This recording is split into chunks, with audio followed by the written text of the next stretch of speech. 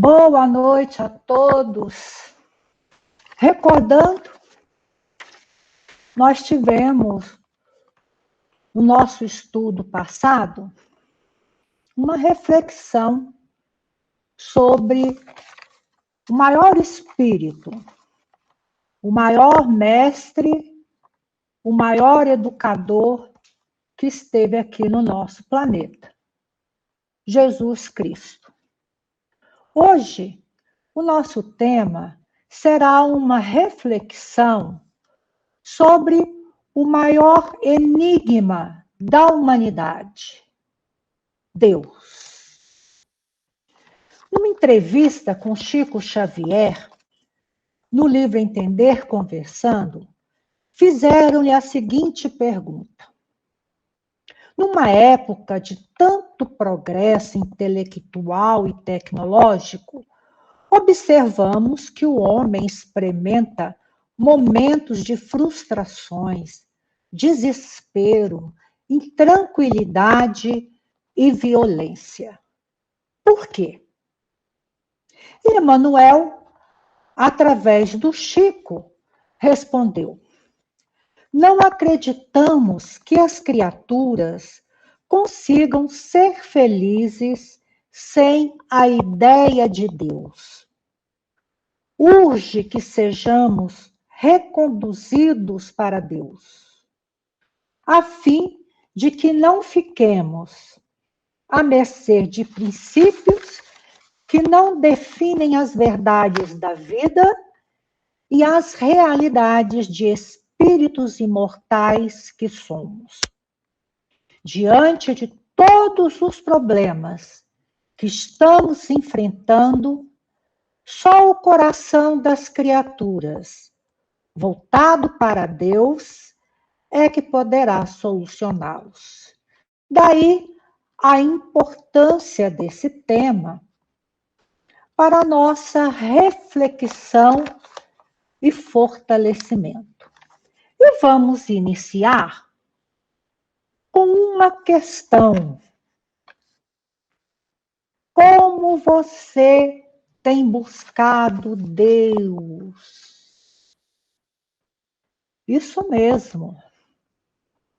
Como será que anda a nossa relação com Deus, nosso Pai e Criador?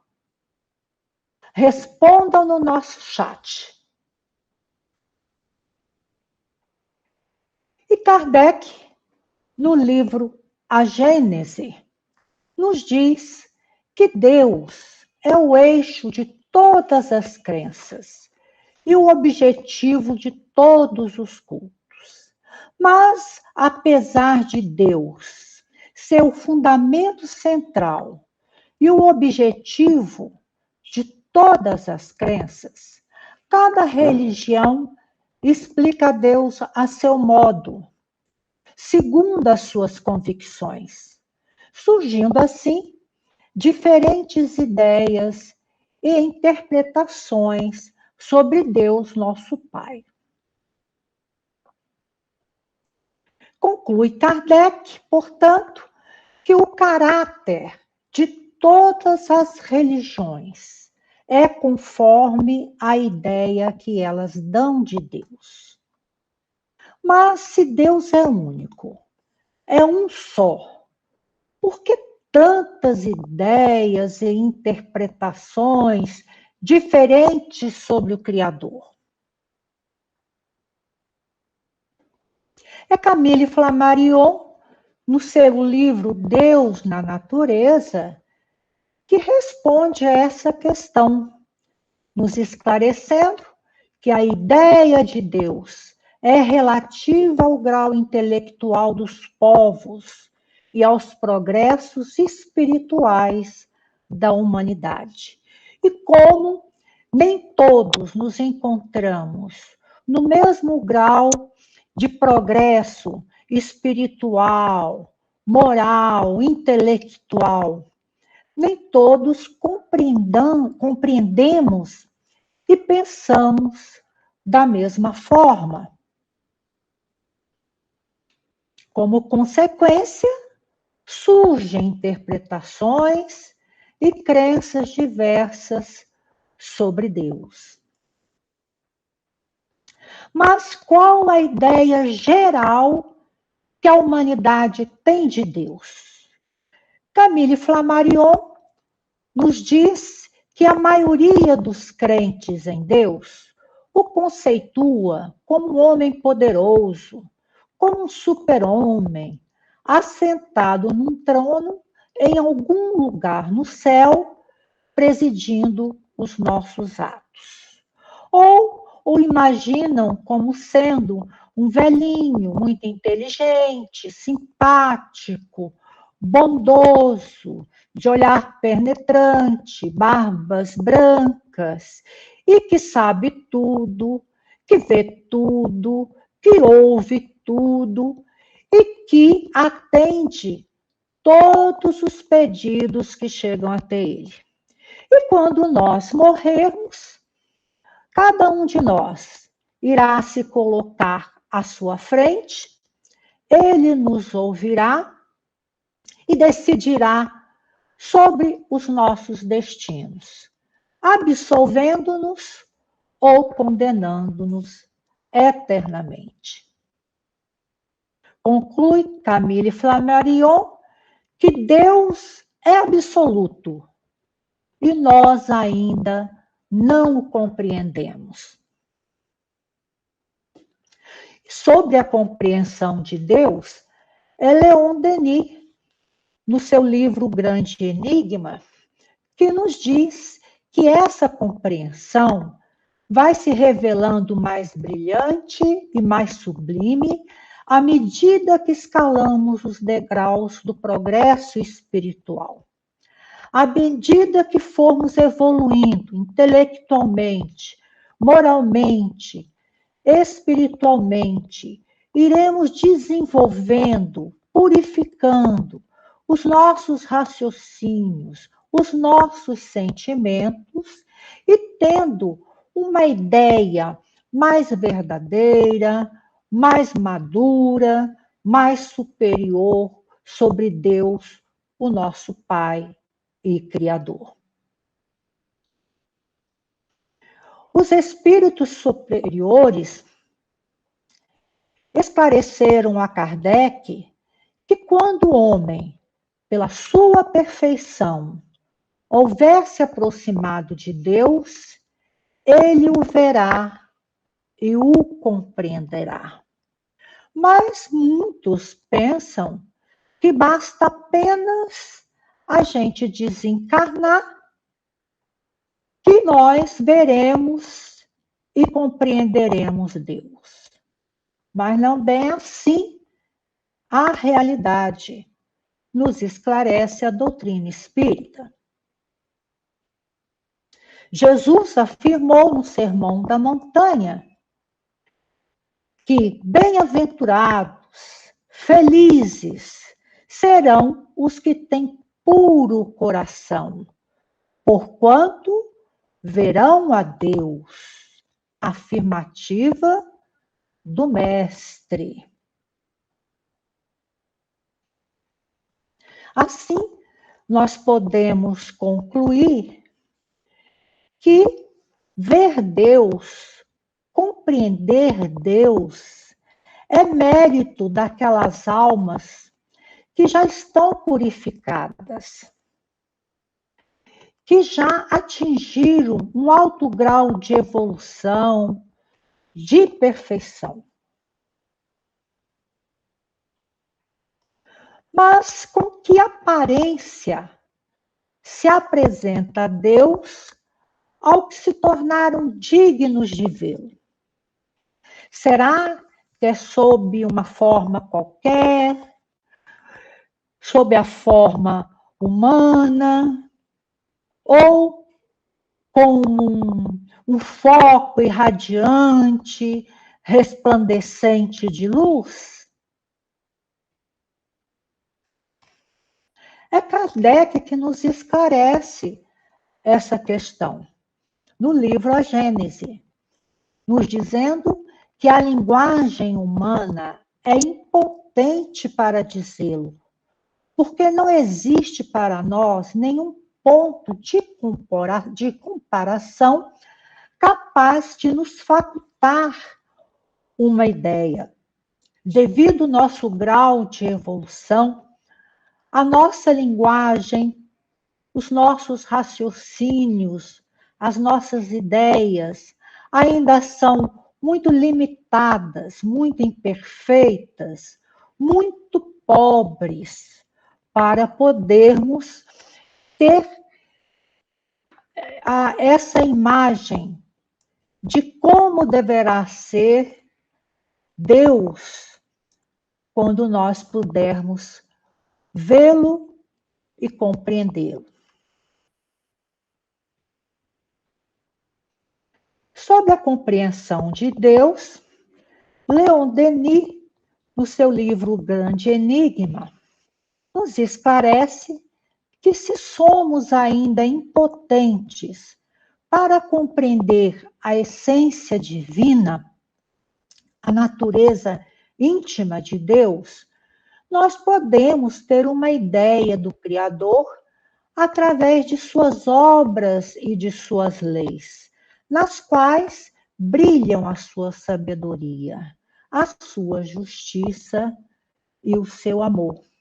Basta que observemos a vida ao nosso redor, a harmonia do universo, a generosidade da natureza, os processos de nascimento, desenvolvimento e morte dos seres e dos mundos. Basta que observemos a nós mesmos, as potencialidades divinas que trazemos dentro de nós, porque nós somos criações de Deus, nós somos os seus filhos bem-amados, que nós iremos constatar a existência de Deus, a sua sabedoria e o seu amor.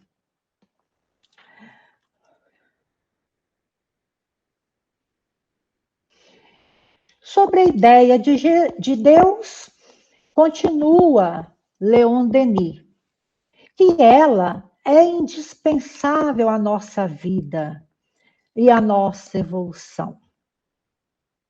Sem ela, a humanidade se abate e perece moralmente, sem conseguir se regenerar.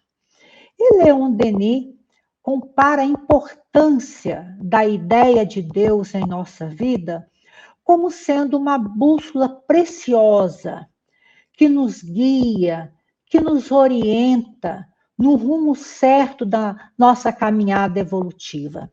Sem essa bússola, nós ficamos sem guia, sem orientação, sem rumo e nos entregamos às paixões, às ilusões, aos erros e, consequentemente, aos sofrimentos.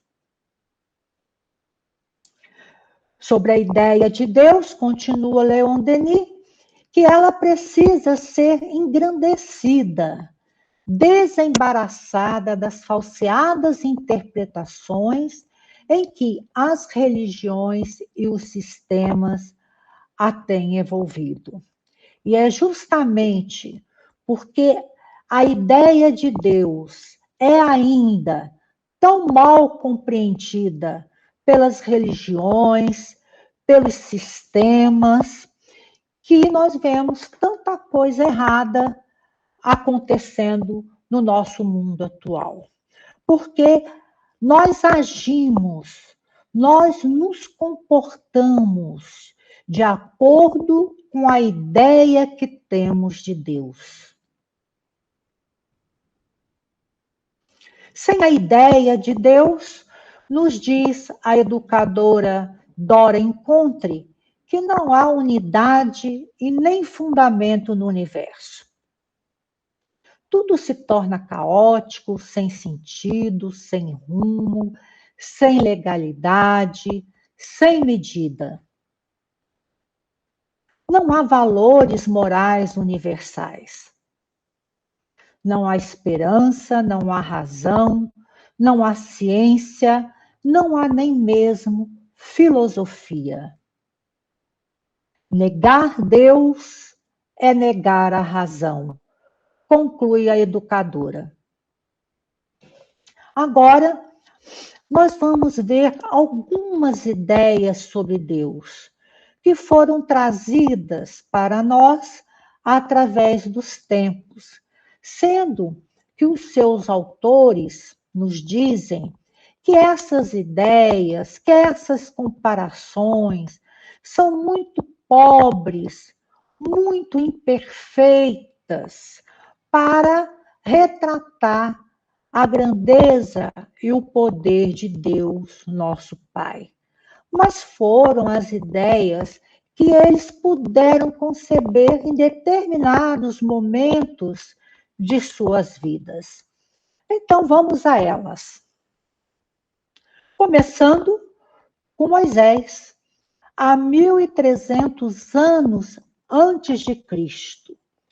Moisés apresenta a ideia de um Deus único, mas sob a forma humana, ideia muito importante para a evolução do pensamento humano na época, pois se acreditavam na existência de vários deuses. E Moisés não. Ele chega e apresenta: não, Deus é um só, é único. Grande progresso para o pensamento humano. Mas Moisés apresenta um Deus cruel, um Deus vingativo, um Deus implacável, um Deus terrível, um Deus que castiga. Isto é, um Deus guerreiro, um Deus para aquele povo.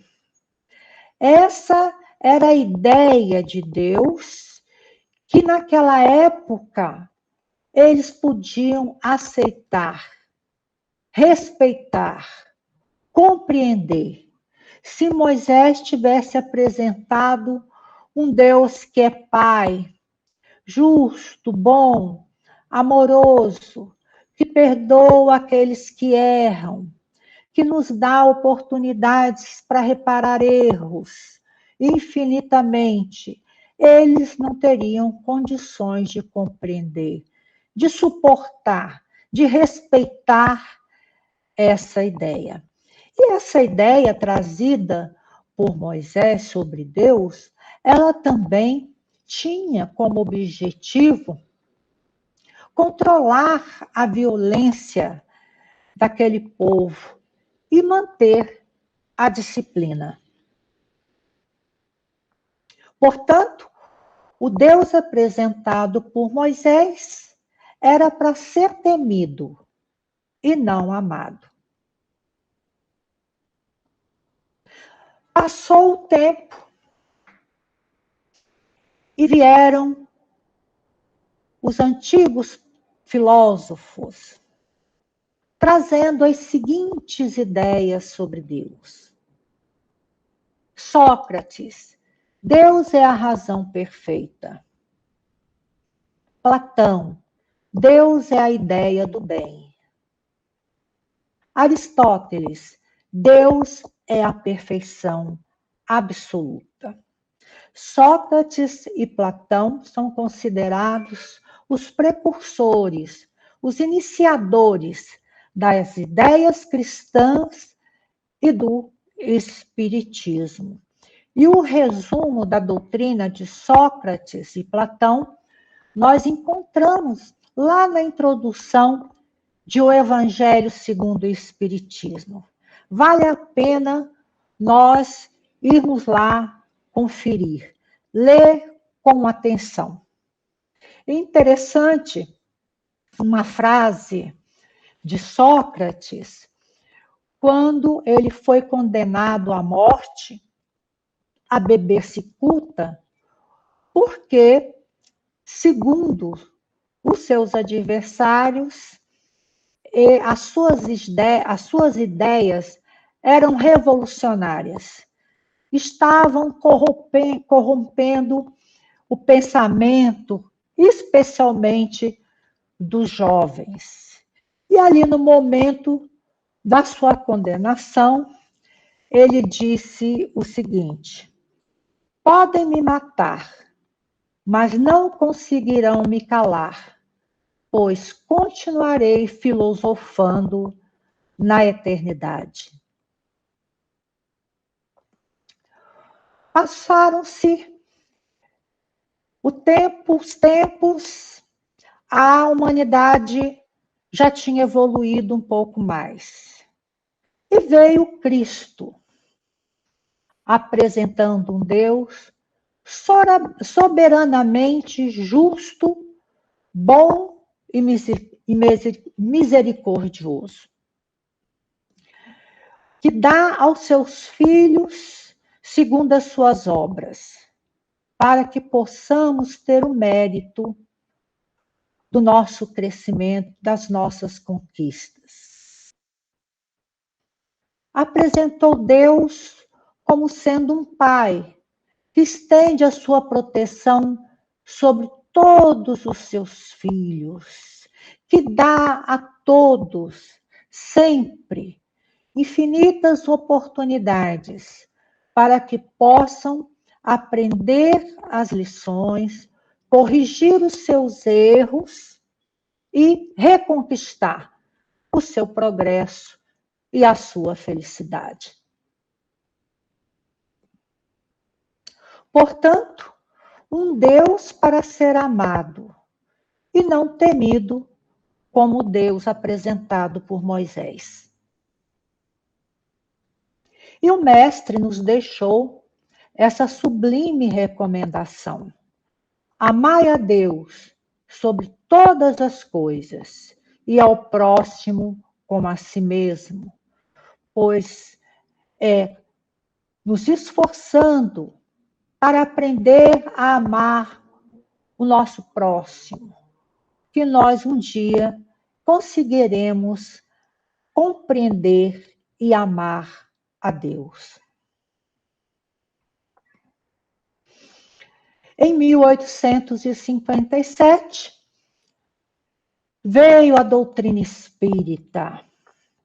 A humanidade já estava um pouco mais desenvolvida intelectualmente, moralmente, para receber essa ideia sobre Deus trazida pelos Espíritos, com a publicação de O Livro dos Espíritos. Primeira questão dessa obra: quem é Deus? Quem é Deus? Perguntou Kardec. E os Espíritos responderam: Deus é a inteligência suprema, causa primária de todas as coisas. Essa foi a ideia mais avançada, mais revolucionária e mais completa sobre Deus, trazida através da doutrina espírita, destruindo completamente a ideia de Deus sob a forma humana, de Deus como um homem, para apresentá-lo para a humanidade como sendo a inteligência universal, causa primeira de tudo o que existe.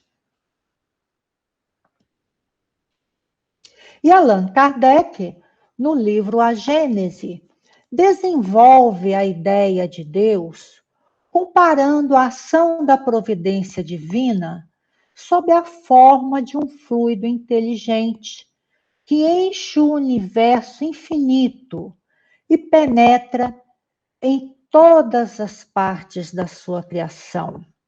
Com esse desenvolvimento trazido por Kardec, nós podemos compreender certas afirmativas, como, por exemplo, como Deus conhece os nossos sentimentos, os nossos pensamentos, as nossas ações, até mesmo as nossas mais íntimas intenções.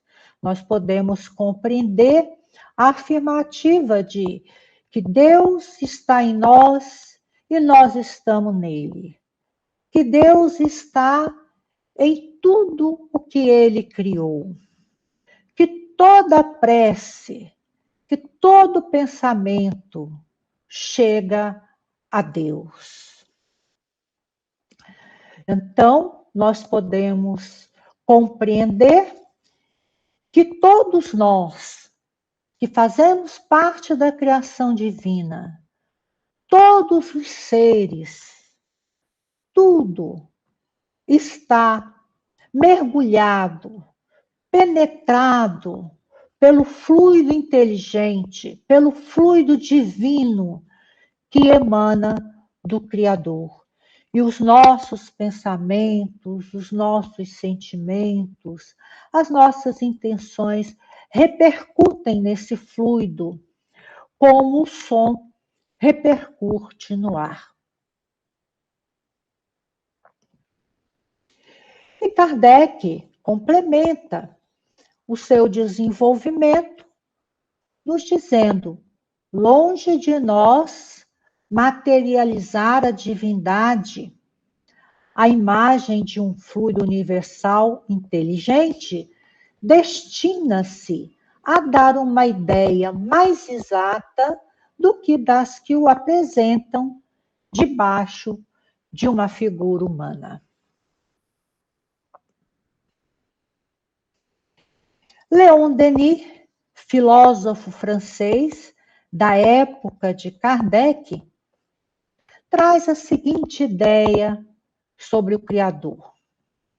Deus é a inteligência soberana, a unidade universal. Qual imenso foco de energia inteligente, onde todos os seres vêm a unir a força, a luz e a vida, necessárias para os guiar na senda dos seus destinos. Denis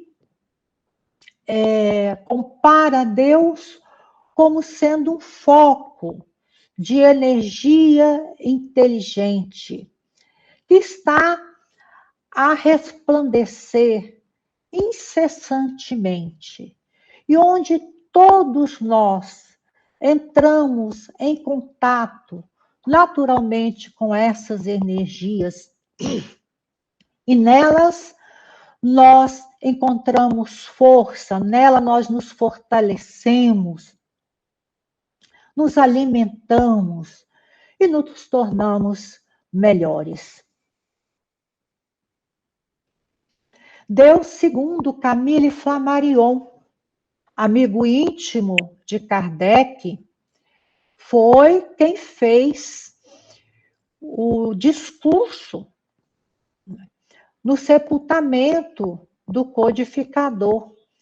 Nós vimos esse discurso maravilhoso feito por Camille Flammarion no nosso tema sobre Allan Kardec.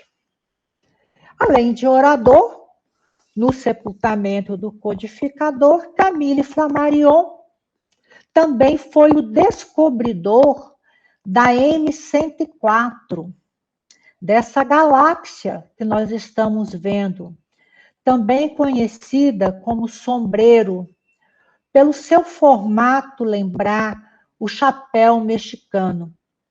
Essa camada escura em volta da sua borda é formada por poeira cósmica. E esse disco luminoso no centro é formado por estrelas. Muito bonita a galáxia, não é mesmo? Mas a nossa, particularmente, a Via Láctea, eu acho muito mais bonita. E essa galáxia foi descoberta em 1921 e fotografada em 2003 pelo telescópio Hubble. E ela se encontra a mais de 25 milhões de anos-luz da Terra. E Camille Flammarion nos diz: Deus é a força inteligente, universal e invisível, que se encontra na natureza, comandando, ordenando e construindo sem cessar, agindo eternamente. Então, Deus, as energias, as irradiações de Deus, o Criador, envolve todos os seres, nos diversos reinos da natureza, envolve todos nós, em tudo que é da obra divina, pulsa a vibração de Deus. Deus, segundo Albert Einstein, maior físico do século XX, autor da teoria da relatividade, Prêmio Nobel de Física em 1921. Além dos livros de física que Einstein escreveu, ele também foi autor desses 2 livros, Como Vejo o Mundo e Meus Últimos Anos. Esses livros contêm uma coletânea de artigos sobre Deus, sobre o homem, sobre filosofia, sobre a sociedade, sociologia, ética e política não partidária. E Einstein traz o seu pensamento sobre Deus, dizendo: Deus é a lei do universo. Lei é a que governa, é a que preside, é que mantém o equilíbrio dos sistemas, é que mantém a harmonia do todo. Portanto, para Einstein, Deus é a lei universal.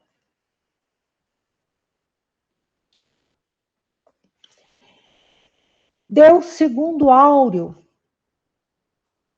dirigente espiritual da nossa casa e autor do livro Universo e Vida, ele nos diz: Deus é nosso eterno Pai, é nossa vida e nossa luz, nossa essência e nossa destinação. Dele recebemos as potencialidades divinas, como a imortalidade, a inteligência, a consciência, a vontade, a capacidade de criar e a irresistível atração para o bem. E conclui Áureo que nós existimos e evoluímos para buscá-lo, para compreendê-lo e para amá-lo. Emmanuel também traz as suas palavras de louvor a Deus, nos dizendo: não pergunte se Deus é um foco gerador de mundos ou se é uma força irradiando vidas. Não possuímos ainda a inteligência suscetível de refletir-lhe a grandeza, mas trazemos o coração capaz de sentir-lhe o amor. E é sentindo o amor de Deus que nós iremos adquirindo aos poucos a capacidade não só de compreendê-lo, mas de amá-lo com todas as forças do nosso espírito. Fred Hoyle, astrônomo e biólogo inglês, um dos mais brilhantes do século XX, pesquisador da origem da vida e do universo, autor da teoria O Universo Inteligente, estudando, observando, analisando o universo, o nascimento e as mortes das estrelas, as formações dos planetas, as explosões de galáxias inteiras. Ele observou que tudo acontecia de uma forma harmoniosa, perfeita, cronologicamente controlada. E Hawley, na sua teoria O Universo Inteligente, conclui que a origem da vida e do universo não deve ser obra do acaso, mas que deve haver uma inteligência cósmica controlando biologicamente a vida que se espalha por si mesma. Que inteligência cósmica seria essa, se não Deus? A inteligência suprema, causa primeira, a origem, a base de tudo que existe. Michio Kaku, físico de renome mundial, 74 anos, se ainda não se aposentou, continua sendo professor na Universidade de Nova York, formado pela Universidade de Harvard, autor de vários livros, mais de 40 livros, e mais de 70 artigos sobre supersimetria, supergravidade, física hadrônica e teoria das cordas. A teoria das cordas defende a ideia de que o universo é formado por muitas dimensões diferentes de matéria, energia, espaço e tempo. São os universos paralelos. Hoje já se fala que são universos e não mais universo. Conclusão de Michio Kaku, com a sua teoria. Para mim, é bastante claro a existência de um plano que é regido por regras que foram criadas por uma inteligência universal e não por acaso, não por acidente. Que regras são essas? Senão as leis divinas, as leis naturais, as leis criadas por Deus, que foram apresentadas e estudadas por nós em O Livro dos Espíritos. E que inteligência universal, senão a inteligência suprema?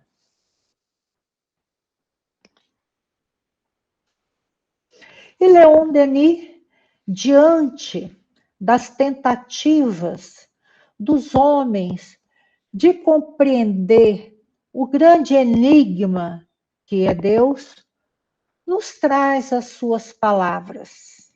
É a ti, ó potência suprema, qualquer que seja o nome que te deem, e por mais imperfeitamente que sejas compreendido, é a ti, fonte eterna da vida, da beleza, da harmonia, que devemos elevar nossas aspirações, nossa confiança, nosso amor.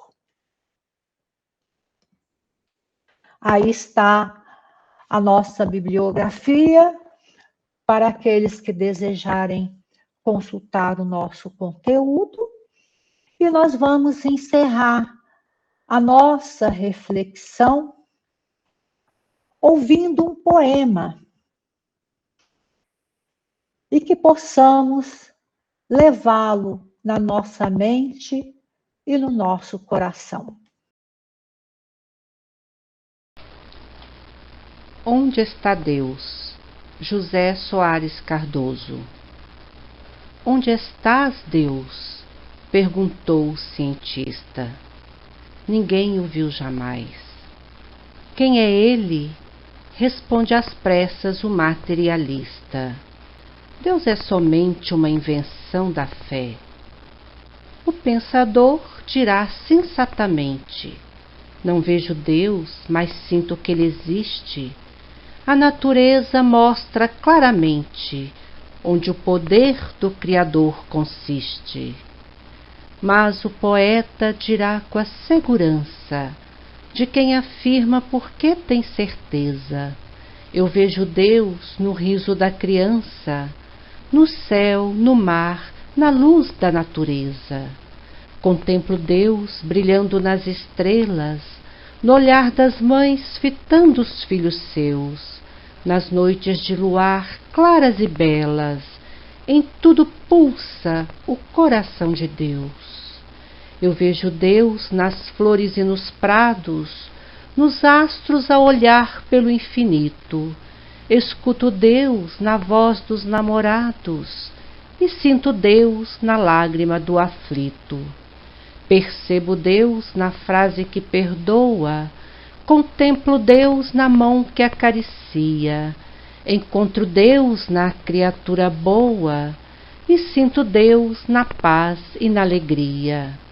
Eu vejo Deus no médico salvando, pressinto Deus na dor que nos irmana, descubro Deus no sábio procurando compreender a natureza humana.